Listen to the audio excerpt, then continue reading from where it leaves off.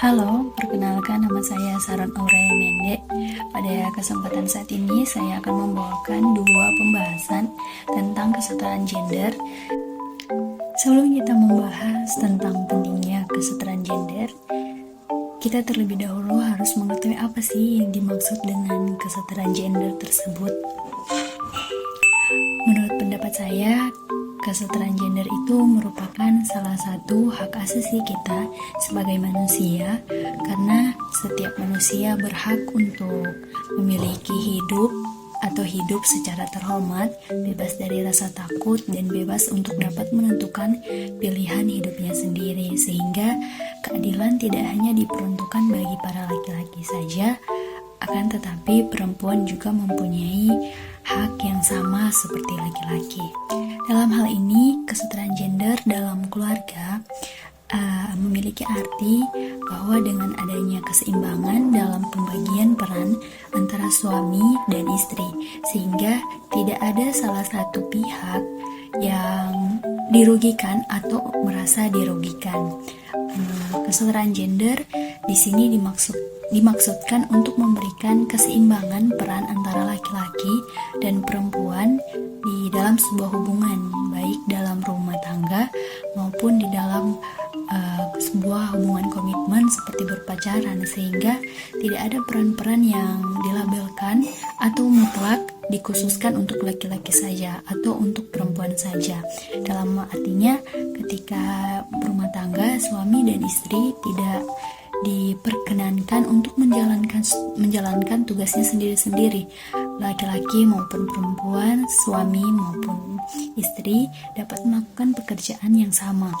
Salah satu contohnya yaitu adalah ketika suami bekerja, maka istri juga bisa untuk bekerja.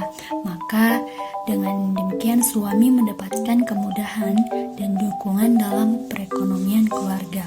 Sebaliknya juga, ketika istri mengasuh anak, maka suami juga bisa atau suami juga dapat melakukan tugas untuk mengasuh anak yang biasa dilakukan oleh seorang ibu, sehingga tidak ada pihak yang merasa dibebankan dengan banyaknya tugas dan kewajiban, terutama bagi seorang istri.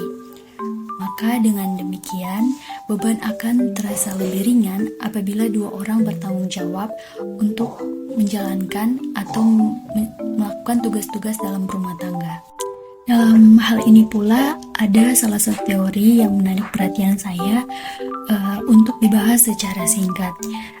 Teori tersebut yaitu disebut dengan teori natur dan teori nurtur.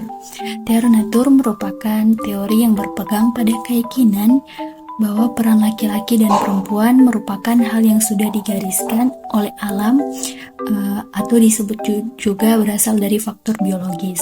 Sedangkan dalam teori nurtur menyatakan bahwa adanya perbedaan perempuan dan laki-laki disebabkan hal itu dari hasil konstruksi sosial budaya, sehingga menghasilkan peran dan tugas yang berbeda pada peran perempuan maupun pada peran laki-laki.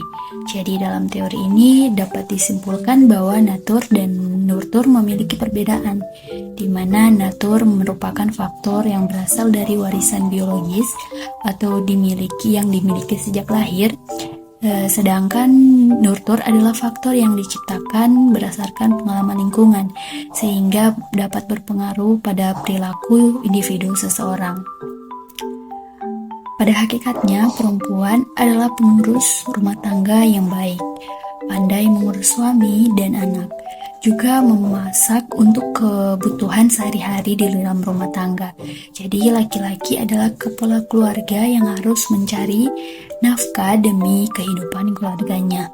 Maka dengan demikian dapat disimpulkan bahwa teori natur adalah pandangan tentang pembagian tugas dan hakikat kehidupan laki-laki dan perempuan yang telah disetujui oleh masyarakat luas. Akan tetapi karena adanya teori nurtur, hal ini membuat perempuan membuka mata semua kaum wanita agar tidak lagi terkungkung dan ketergantungan terhadap kekuasaan laki-laki. Namun pada saat ini teori natur tidak lagi menjadi pedoman kehidupan. Kaum perempuan kini menepis semua anggapan bahwa perempuan adalah makhluk yang lemah dan tidak dapat melakukan banyak hal seperti yang dilakukan oleh laki-laki. Contohnya dari hal ini yaitu kita bisa lihat dalam kehidupan sehari-hari, misalnya kerja dan melakukan pekerjaan berat yang biasanya dilakukan oleh laki-laki. Perempuan tidak lagi lemah, pasti banyak atau setidaknya ada dan pernah kita temukan di lingkungan kita perempuan yang kadang memiliki karakter seperti laki-laki atau disebut tomboy yang bahkan bisa lebih kuat daripada laki-laki. Bahkan dalam pekerjaan, perempuan juga kini dapat menjadi seorang atasan yang membawahi banyak pimpinan laki-laki. Dan perempuan kini tidak hanya berdiam diri di rumah, melainkan perempuan sudah bisa menjadi wanita karir yang notabene sangat jarang untuk berada di rumah atau tinggal di rumah karena kesibukannya dalam mencapai tujuan hidupnya. Selanjutnya pada pembahasan yang kedua tentang pentingnya kesetaraan gender. Kesetaraan gender yang beragam ialah untuk mewujudkan kehidupan yang harmonis, diantaranya tercipta relasi yang adil, bebas dari kesenjangan, terciptanya rasa saling menghargai dan bahkan rasa menghormati. Dalam rumah tangga, kesetaraan gender dalam keluarga setidaknya akan membawa 3 manfaat yang dapat terjadi dalam rumah tangga. Yang pertama, membantu secara finansial keluarga dengan adanya dukungan dari istri yang bekerja untuk menambah penghasilan keluarga, sudah tentu dapat menguatkan ekonomi keluarga sehingga ekonomi akan lebih terjamin. Karena persoalan ekonomi seringkali menjadi pemicu dan penyebab pertengkaran di dalam sebuah keluarga atau rumah tangga yang akan berujung pada perceraian. Dengan demikian, kesetaraan gender akan membawa dampak atau makna positif dalam mewujudkan keluarga mandiri secara ekonomi. Kemudian yang kedua, anak akan tumbuh lebih sehat. Dengan adanya pembagian peran antara suami, istri dalam mengasuh dan mendidik anak, akan berpengaruh positif, maka akan berpengaruh positif pada anak. Anak akan lebih terperhatikan kebutuhannya secara fisik dan juga psikisnya, sehingga anak akan tumbuh rasa aman, nyaman, dan tentram yang menyebabkan anak secara keseluruhan tumbuh lebih sehat. Kemudian yang ketiga juga menumbuhkan keharmonisan dalam keluarga. Dengan penerapan kesetaraan gender ini, dengan berbagi peran dan menghargai satu sama lain, tentunya akan membuat keluarga menjadi lebih harmonis dan bahagia.